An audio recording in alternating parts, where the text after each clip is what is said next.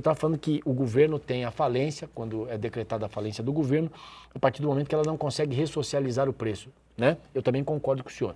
Eu só acho que a gente gasta tanto dinheiro nesse país e o sistema prisional deveria ter um maior carinho da sociedade como um todo. Todos nós temos que enxergar que o cidadão que está lá preso, e você veja que eu venho aqui e critico o cara que tem que ser preso. Tem que ser preso, mas você tem que dar a condição dele se ressocializar, porque é dessa maneira que ele volta melhor do que ele estava em relação à sociedade. Senão ele volta é a finalidade mais da agressivo. pena, né? Exatamente. A pena não é só tirar o estado de liberdade do cidadão. A pena é para que ele se reconduza para a sociedade novamente. Ela tem o lado educativo, né? A pena tem o lado da punição e o lado educativo, pedagógico, né? Que é o lado pedagógico. Mas isso não acontece no Brasil. Hoje nós temos, só para você saber, em São Paulo, 152 mil mandatos de prisão decretados. Sabe quantas pessoas trabalham para prender essas 152 mil pessoas? 50 policiais. Você não vai, mas, pô, com a maior matemática, nem que o cara faça hora extra, deixe de dormir e não sei o quê, mas também nós não temos como prender, porque o sistema prisional não consegue absorver 10% dessa capacidade de 152 mil para 15 mil pessoas. Mas existe um instituto chamado prescrição. E por que um dia o legislador falou, olha, vamos fazer aí um artigo falando sobre prescrição? Porque a partir do momento que há o decurso do lapso temporal e essa pessoa não volta a delinquir, talvez a finalidade da pena já está aplicada. Porque às vezes pensa o seguinte, ó, o ideal é essa pessoa ir para a cadeia. Só que o fato, às vezes, de ela não ir na cadeia e saber que está com mandado de prisão, levando a vida, trabalhando, às vezes como camelô, no mercado informal, para poder sustentar sua família, ele já está sofrendo uma pena maior até do que fosse a pena de prisão. Existe uma tendência mundial, exatamente, diminuir os casos de prisão. É por de incompetência custódia. dos governos, mas isso por incompetência dos governos. Como não se consegue fazer com que o sistema prisional, em nenhuma parte do mundo seja positivo, então, o que faz o governante? Não, vamos soltar todo mundo, até porque ele também está pensando no dia que ele vai ser preso, né? Porque aqui no Brasil, se a gente começar a prender político, vai faltar cadeia. Já falta hoje, vai faltar muito mais, porque a gente tem aí histórias escabrosas de políticos no país. Não são todos, não. Aqui ninguém vai fazer assim, vagabundo político, não. Mas tem um contingente relevante de políticos que infelizmente infestam os congressos, as câmaras municipais, as prefeituras, os governos, que a gente também tem que ter um pouco de braço forte com essas pessoas. Mas vamos lá, eu vou voltar na tipificação.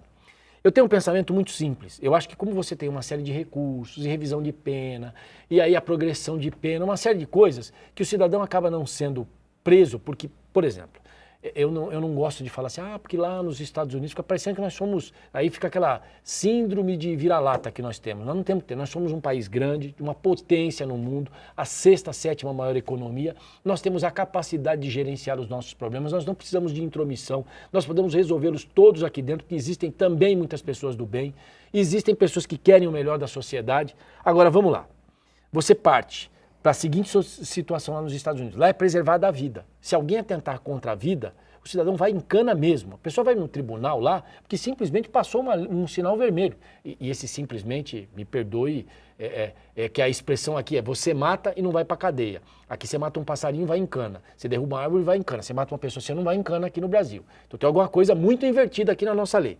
Mas lá nos Estados Unidos, se você pegar e passar um sinal vermelho, se você parar em cima da faixa, você já vai para o tribunal na hora. Tudo bem que ali é um tribunal de pena pecuniária, de dinheiro. Mas a gente tem que ter uma lei que seja respeitada. Então, quando você vai lá nos Estados Unidos, você se torna um cidadão diferente. Você para direitinho o seu carro. Mas sabe o que acontece, Oliveira? Nós vivemos num Estado democrático de direito. Isso, mas também não dá o direito de ninguém matar ninguém, né? Mas aonde é permitido o direito, não só uma decisão, mas também a recorrer dessa decisão. Então, muitas pessoas, por perseguição política ou algum motivo, até por equívoco, por erro, podem ser condenadas injustamente. De 85 para cá, quando acabou o regime de exceção, são 28 anos. É um prazo muito curto na história para uma mudança, mas nós precisamos começar a mudar. Então, nós precisamos começar a mudar agora para a gente ter, não para os nossos filhos, mas talvez para os nossos netos, porque antigamente a gente falava, vamos mudar o Brasil para os nossos filhos. Vamos começar a mudar para os nossos netos, porque para os filhos já não vai mais dar tempo. Então vamos mudar para os netos. Não, eu creio que dá ainda para os filhos. Não, vamos melhorar para eles, vamos melhorar para eles e mudar para os nossos netos. Onde haja, eu sou muito assim, objetivo em relação ao que eu penso em termos de justiça, que deveria ser um tribunal da seguinte maneira: o cidadão cometeu o crime, evidentemente com todos os amparos legais. O senhor é da democracia, eu também sou. Eu vivi uma parte da minha juventude, novo ainda como repórter, diante de leis, diante de uma estrutura de direita muito difícil da gente suportar e carregar para advogados sérios. Naquele momento era muito difícil ficar no país, poder exercer o direito ao direito era muito difícil para advogado sério, mas vamos lá. Só que eu acho que assim, a gente tinha que ter um tribunal e depois da pena, que nem está acontecendo agora, né? Vem o ministro tal e fala, daqui a 2 anos, de 1 a 2 anos, aí muitos crimes já prescreveram. Aí aquela coisa da prescrição que você acabou de falar. Tem gente que não vai conseguir pagar o que deveria pagar para a sociedade pela barbaridade que eles fizeram com o mensalão no país. Ponto. Agora vamos para a segunda parte da minha questão. A gente podia ter penas aqui no Brasil pela consolidação do crime. Estupro. Não fica bom. Foi estupro, porque aqui no Brasil fica uma conjugação. Foi de manhã ou foi de tarde? Se foi de manhã, é de um jeito. Se foi de tarde, a punição é do outro. E se foi de madrugada, a mulher estava no lugar errado. Peraí, qual é o direito que as pessoas... quais são os direitos que você tem que caçar das pessoas? De elas terem que ir para a igreja rezar às 8 da manhã, elas não podem ir às 6 da tarde?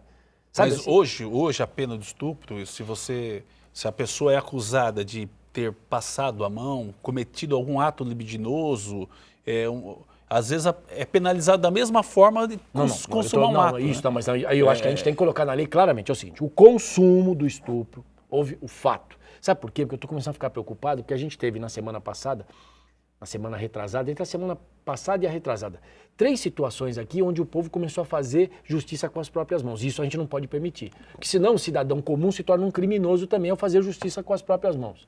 Pegaram um cidadão dentro de um banheiro que tentou estuprar uma mulher, foi em Santo André, foi em Diadema, foi aqui na região. E o que eles fizeram? Bateram no cara. O povo se revoltou e bateu no cara. Acho que se não mataram, quase isso. Aí pegaram um cidadão em São Paulo que sacou uma arma dentro do boteco, tentou o assalto, um correu, o outro ficou. O que ficou foi linchado pelas pessoas. Justiça com as próprias mãos. Isso é horrendo. Isso é a pior coisa que pode acontecer para a sociedade. Porque senão amanhã, numa simples briga de vizinho, você injeta uma série de pessoas contra aquele vizinho e alguém vai achar que tem o direito de fazer justiça. A lei de Italião, olho por olho, dente por dente, não pode mais, né? Tá certo não podemos admitir, né? Isso, tá certo que a Bíblia e os 10 mandamentos são na lei de Italião. Se a gente for ver, eles são muito próximos da lei de Italião, mas o olho por olho, dente por dente não pode, né? Isso aí só na coisa divina. Então vamos voltar aqui. A tipificação do crime consumado, né? Não é a tipificação do cara que passou a mão ou que estuprou, não, é do fato do estupro. Do crime de passar a mão, enche o cara de porrada e manda ele embora para casa. Pronto, dá um monte de borrachada na delegacia, manda ele embora para casa. Agora, do estupro não. Do estupro, do latrocínio, a gente poderia ter a tipificação do crime. E aí, repito para você, aí não me importa a idade. Aí, mas hoje, se o moleque um estuprador, alguém... ele pode ficar de fato e de verdade, independente da quantidade de pena que ele for condenado, ele tem que tirar 2/5 da pena. Então, se for 10 anos, no mínimo para conseguir um benefício. Hoje ele tem que cumprir 4 para poder ir para um regime intermediário, que é o chamado semiaberto. E nesse regime semiaberto, cumprir mais 2/5. Então eu não queria ele nem fora da cadeia nunca mais. Porque então, estupro é um crime horrendo contra alguém que muitas vezes não teve a capacidade da defesa. Que muitas vezes não foi feito com uma mulher de 20 e poucos anos, que também não deveria ser feito. Deixa trauma, sequelas isso. Muitas vezes é feito como uma criança de 5, 6 anos que não tem nenhuma capacidade de defesa. Por isso que eu digo para você que a tipificação do crime, na minha opinião como cidadão, é que a tipificação do crime com todos os direitos à defesa. Evidentemente que tem que ter prova, que tem, não pode ser assim, 3 pessoas se reuniram e falaram assim, aquele cara ali estuprou a Mariazinha. Não tem Mariazinha, né? Você só achou o estuprador, não achou o estuprado. Exame de corpo de delito. Não tem exame de corpo de delito, não tem nada. Hoje, o crime da moda, por incrível que pareça, são os crimes sexuais. A gente percebe, existe uma grande procura a parte do os meninos menores de idade estão queimando as pessoas aí. Só que nós temos muitos casos de relações conjugais que não terminaram bem e por vingança. Olha, mas são muitos casos mas, doutor, você pode colocar isso na lei. Veja bem, se houve uma manifestação de relacionamento entre essas pessoas, que isso vai para um tribunal especial. É o seguinte, comprovado que houve estupro, aquele estupro onde a Mariazinha estava andando na ruazinha, veio um cidadão lá e saiu do nada, no meio do mato, pegou a fulana e estuprou, ele vai pagar com rigor da lei. Então, sem tribunal de, olha, vamos ver, vamos para 1/5, 2/5. Eu quero um juiz, eu não quero um matemático julgando, eu quero um juiz. Olha, isso aqui, o cara cometeu o crime, esse aqui é o crime, a tipificação é essa. Ele vai pagar, porque hoje o grande problema para todos nós da sociedade, eu entendo que o senhor estudou direito e que as pessoas têm que ter o amplo direito à defesa. Ponto. Temos que ter. Mas a parte da progressão da pena, ela também é interessante até para se analisar se essa pessoa está preparada ou não para voltar ao convívio da sociedade.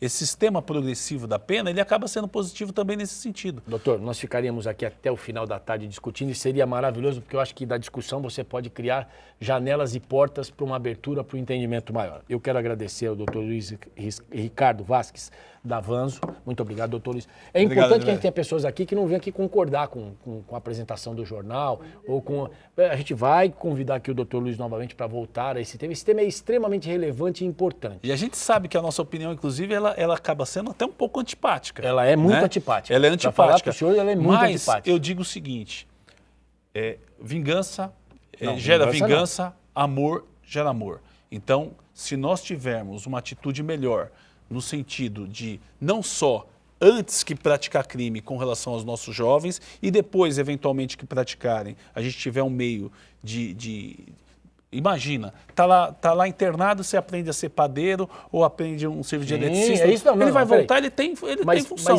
Mas veja bem, eu acho que tudo isso que o senhor está falando eu concordo também. Mas desde que a gente tenha o instrumento para fazer ele virar um padeiro, um cabeleireiro e alguma coisa, um segurança em alguma coisa, esse é o primeiro ponto. E desde que o crime não seja horrendo, não parte... É assim, o cara vai lá e joga fogo numa outra pessoa. Oh, esse cidadão, com todo respeito, aí como ódio gera ódio e amor gera amor, respeito gera respeito. A gente tem que ter respeito pela vida, é isso que eu estou dizendo. É o respeito pela vida, o respeito pelo direito do senhor pensar diferente de mim. O senhor pensa diferente de mim e nós estamos aqui, ninguém brigou, ninguém se xingou, ninguém se maltratou, apenas discutimos teses. Exatamente. A minha tese é, eu sou igual ao senhor, eu sou contra a redução da maioridade penal, sou contra. Eu sou a favor da tipificação do crime. De acordo com Porém, acho que o governo que está aí e os caras que estão lá no Congresso Nacional têm a obrigação de passar pela sociedade e perguntar para ela o que ela pensa, ir lá na Câmara e votar. Isso é democracia. Até porque eles são nossos representantes. Exatamente. Né? Doutor Luiz, mais uma vez, muito obrigado. O tema é apaixonante. A gente vai voltar a esse tema muitas outras vezes, porque eu repito, a eleição do ano que vem passa por essa questão. E quem souber, para o bem ou para o mal, usar melhor isso, vai se dar bem ou vai se dar mal na eleição do ano que vem. 1h18. Até amanhã.